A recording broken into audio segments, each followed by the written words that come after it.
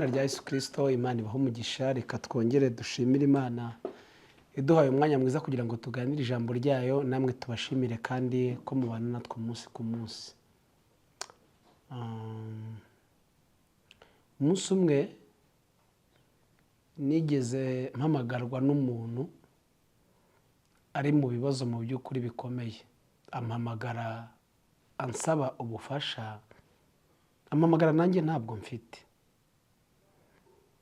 Numva ndababaye, ariko nabane nta bufasha mfite bwo kugufasha mu kibazo urimo, ariko reka ngusengere. Ndamusengera, mubwira n'amagambo mu by'ukuri amuhumuriza.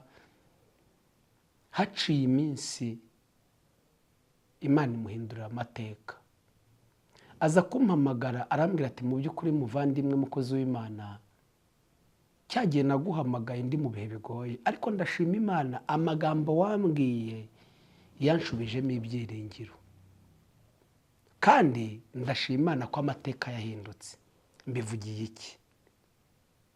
Uyu munsi ushobora kuba utampa amafaranga genda kubera ko utayafite, cyangwa kubera ko wenda ntayagusabye, cyangwa kubera ko wenda hari indi mpamvu runaka.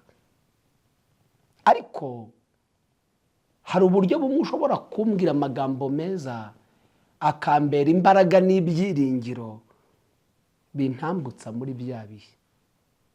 Ushobora kudaha umuntu igifatika, ariko icyo umukoreye kikazamugeza ku gifatika. Rero iyo mvuze ibi ngibi mba ngira ngo nongere mbereke yuko kuba muza kuri channel yanjye mugafata umwanya mukumva ijambo ry'Imana, kuba ushobora kuyifata ukayishyira kuri stati yawe iyo link y'icyo cyigisho, kuba wayihereza umuntu, mbabwiza ukuri mbiha agaciro. Ko nimuba mwabuze ibindi mwumva, nimuba mwabuze ibindi mushyiraho.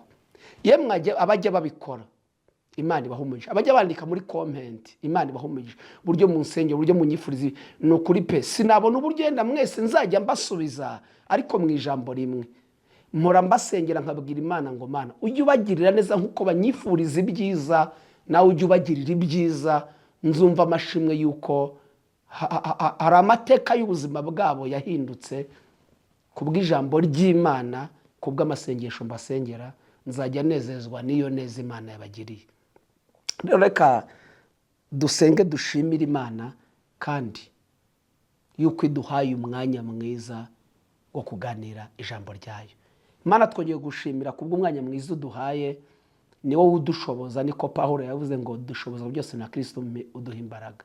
Nshoboza n'abagiye kwakira buno butumwa buhindura ubuzima bwabo mu izina rya Yesu, amen. Ndagira ngo tuganire ijambo ry'Imana riri mu Byakozwe n'Intumwa ibice 3 umurongo wa 2, turamanuka tugeze hepfo ku murongo wa 10.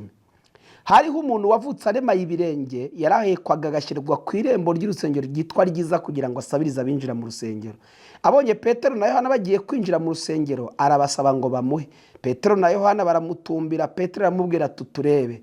Abitaho agira ngo hari icyo bamuha. Petero aramubwira ati, feza n'izahabu ntabyo mfite, ahubwo icyo mfite ndakiguha mu izina rya Yesu Kristo w'i Nazareti. Haguruka ugende. Maze amufata ukuboko kw'iburyo aramuhagurutsa. Uwo mwanya ibirenge bye n'ubugombambari birakomera. Arabandanduka, arahagarara, aratambuka yinjira nabo mu rusengero. Atambuka yitera hejuru ashima Imana. Abantu bose babona agenda ashima Imana, baramumenya ko ari wajyaga yicara ku irembo ry'urusengero ryitwa Ryiza asabiriza ngo bamuhe. Barumirwa cyane, batangazwa n'ibimubayeho. Amen. Iri jambo numvishe ari ryo twaganira, numvishe ryuzuye umutima wanjye. Ijambo rivuga ngo Imana igiye kugukorera ikintu kizatuma abantu batangara. Imana igiye kugukorera ikintu kizatuma abantu batangara. Ubusanzwe Imana yo ntigitangara kuko ntigitangaza, ariko igiye gukora ikintu kizatangaza abantu ku buzima bwawe. Haleluya. Imana igiye gukora ikintu ku buzima bwawe, irakora ikintu mu rugo rwawe, irakora ikintu mu muryango wawe kizatangaza abantu. Bibiliya igaragaje ko uyu muntu yari afite ubumuga yavukanye, ntabwo ari ubwajarwa amaze gukura, yarabuvukanye.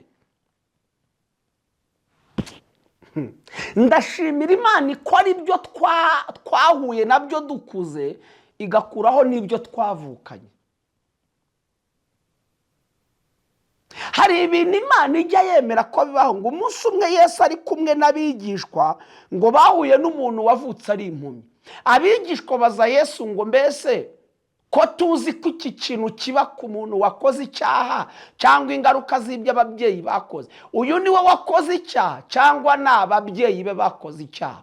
Ngo Yesu arababwira ngo ari uyu nta cyaha yakoze, ari ababyeyi be ntacyo bakoze, ahubwo byabereyeho kugira ngo imirimo y'Imana izerekanirwe kuri we. Arababwira ngo nkwiriye gukora imirimo y'uwantumye hakiri ku manywa. Hari ibintu wari uri gucamo bitari ingaruka z'icyaha nubwo ariko bamwe babyita. Ibyo bintu rero Imana igiye gukora ikintu kizatuma abantu batangara. Umva uko Bibiliya ivuga, uyu muntu wavukanye ubumuga ngo yarahekwaga agashyirwa ku irembo ry'urusengero ryitwa Ryiza, ngo kugira ngo asabirize abinjira mu rusengero bose. Ntabwo ari bwo bwa mbere yari asanzwe ahaza. Hari igihe Imana igira umuntu neza bakagira ngo nibwo atangiye gusenga, bakibaza ese uyu muntu kuki mugire neza kandi ari bwo akiza, nyamara nibwo bakubonye ariko si bwo utangiye gusenga. Ahubwo wabitangiye kera, nuko ari igihe cyari kigeze cyo kugira ngo Imana ikugirire neza. Ngo yarahekwaga akazanwa hano. Hari icyo Bibiliya itavuga ariko nibajije, ese ni ubwa mbere Petero na Yohana bari baje hano kuhasengera? Ntago bajyaga bahaza?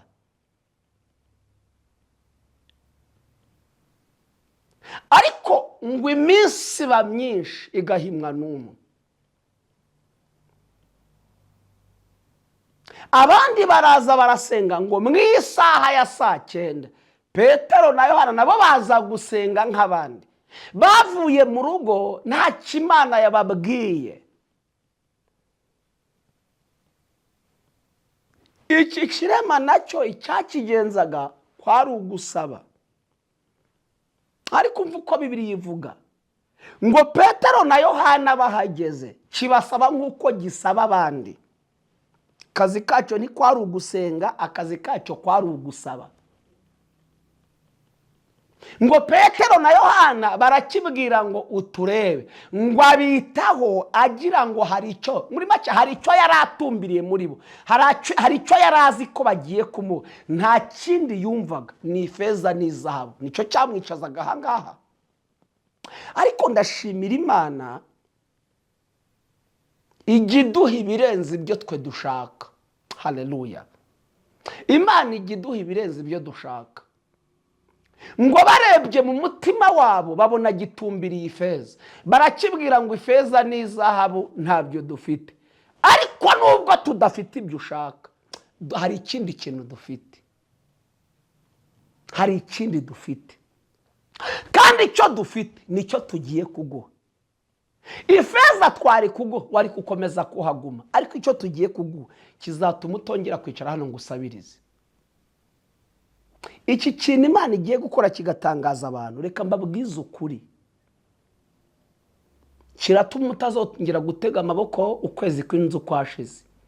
Kiratuma utazongera kujya kuganyira batakumva igihembwe cy'amashuri cy'abana cyarangiye. Ntabwo Imana yakora ikintu gitangaza abantu ngo wongere ujye kubategera amaboko. Reka nkubwize ukuri, Imana igiye gukora igituma nawe ushima. Unyumva? Imana igiye gukora igituma nawe ushima. Reka nsubire, Imana igiye gukora igituma nawe ushima.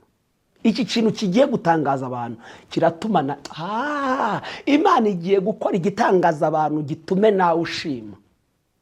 Reka mbisubiremo, Imana igiye gukora ikintu gitangaza abantu bitume nawe ushima. Wowe uri kunyumva n'ubuhanuzi bwawe, Imana igiye gukora ikintu gitangaza abantu bitume nawe ushima.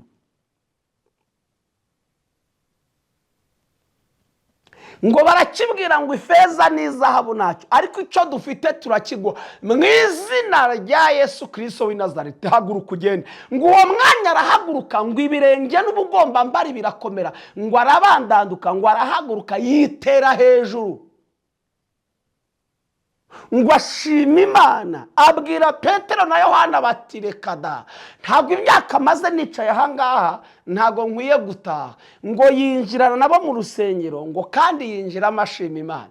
ngo abari bamuzi asabiriza babona agenda ashima, ngo batangazwa n'ibimubayeho. Imana igiye gukora ikintu gitangaza abantu bitume nawe ushima. ntabwo nzi icyo ari cyo, sinzi ikigiye n'iki kirema, ntabwo cyari kizi icyo bagiye gukora, ariko ndashimira Imana nanjye ntabwo yambwiye ngo ugiye gukora iki, ariko icyo kintu yagiteguye kandi igiye mu isi y'umwuka yamaze kukirema, hasigaye kucyakira. igiye gukora ikintu gitangaza abantu bitume nawe ushima. kuki bano bantu batangaye? reka mbabwire urugero nko muri bibiri, batangajwe no kubona bagisize ku marembo gisaba, kikaba kibasanze mu rusengero bashima Imana. abantu ntibagiye gutangazwa nuko ugiye gutabarwa, bagiye gutangazwa n'umwanya muto Imana igiye kugutabaramo. abantu ntibagiye gutangazwa nuko ubonye inzu, bagiye gutangazwa n'igihe gito Imana. muri make ibyo Imana igiye gukora ntabwo aricyo kiri batangaze cyane, barabizi ko ikora, ahubwo baratangazwa n'umwanya muto Imana ibikoze. mureka nkubwire unteze amatwi, Imana igiye kugutabara mu gihe gitoya, abantu batangare bitume nawe ushima. kabiri, kuki Imana yakijije kino kirema bakiri mu rusengero?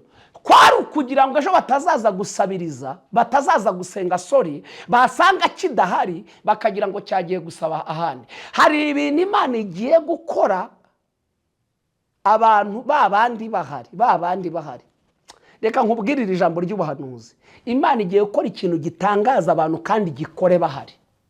munyumve kandi, Imana ntishaka ko bazitiranya ibyo yakoze n'ibindi, ntishaka ko bazabyumva ahandi. Imana igiye gukora ikintu kibatangaza kandi iragikora bahari. wowe unteze amatwi, irakugirira neza, ikora ikintu gitangaza abantu kandi igikore bahari. yanze ko bazibaza ngo yagiye he, banze ko bazagira ngo yahinduye iseta yo gusabiriza. Imana ikora ikibatangaza bahari. bataha bavuga amakuru bati igitangaza twakibonye, wa muntu wari umugaye uyu munsi aragenda, Imana yamukije, twabibonye. kabiri, batangazwa no kubona binjiye mu rusengero bamusiga asaba, akabasanga mu rusengero ashima. abantu bagiye kubona ikintu gitandukanye n'icyo bari bakuziho, kandi bigiye kuba mu gihe gitoya. reka nkubwize ukuri, Imana igiye gukora ikintu gitangaza abantu bitume nawe ushima. ndagira ngo dushimire Imana kubw'iki kintu igiye gukora. iyo mbahanurira nanjye mba nihanura bino bintu, nanjye ndabanza nkabyizera nkabyakira. muzajya mushima nanjye nshima, ko si mwebwe mwenyine izagirira, nanjye izabingirira neza. reka nkubwire nanjye nibwire, igiye kunkorera ikintu gitangaza abantu bitume nanjye nshima. nawe byibwire mu mutima, igiye gukora ikintu mu rugo rwanjye gitangaza abantu bitume natwe dushima. kandi uyu mwaka izagikora dushime, nawe uyu mwaka izakigukora ushime. reka dushimire Imana. uri Imana yo kwizerwa, ufite imbaraga zo gukora ibintu bigatangaza abantu, bigatuma natwe dushima. ngushimiye ko abantu bankurikiranye, abari hafi n'abari kure, abari mu Rwanda n'abari mu mahanga, abari kwa muganga, abarembejwe n'umubiri, abari ku gisasiro batibaza uko bizagenda. ndagushimiye ko ugiye gukiza indwara abaganga bari baravuze ko zitazakira. ugiye kurengera abantu bari bazi ko bagiye guterezwa cyamunara. hari ibintu ugiye gukora abantu bari barashyizeho akadomo bituma abantu batangara, bitume natwe dushima. ngushimiye ko ibyo bikoze ku bw'ijambo ryawe, natwe ntituzirata ikindi, tuzirata imbaraga zawe zabikoze. mbisabye nizeye mu izina rya Yesu Kristo, amen. Imana ibaho umugisha, Imana ibagire neza. igiye kugukorera ikintu gitangaza abantu bitume nawe ushima mu izina rya Yesu, amen.